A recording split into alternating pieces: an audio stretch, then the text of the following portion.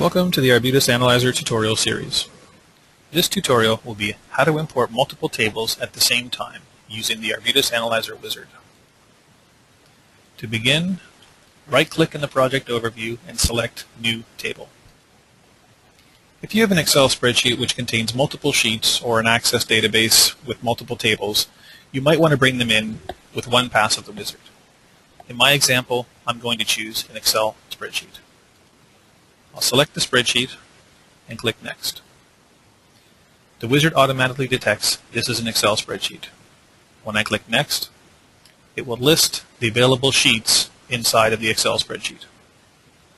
By default, the Define Multiple Tables checkbox has been selected. This is what allows us to bring over multiple sheets or tables at one time.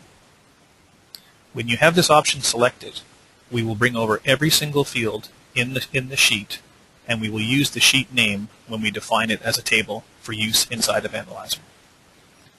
I'll move the tables over and I'll select Next. This takes us to the end of the wizard, where by default we will flatten the table data.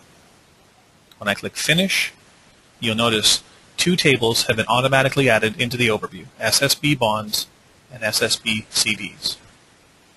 If I go to the log file, you may have noticed the import syntax that was used to define the data from Excel has also been recorded. You can take this information, copy and paste it, and put it into a script or procedure for future use so you can automate this process.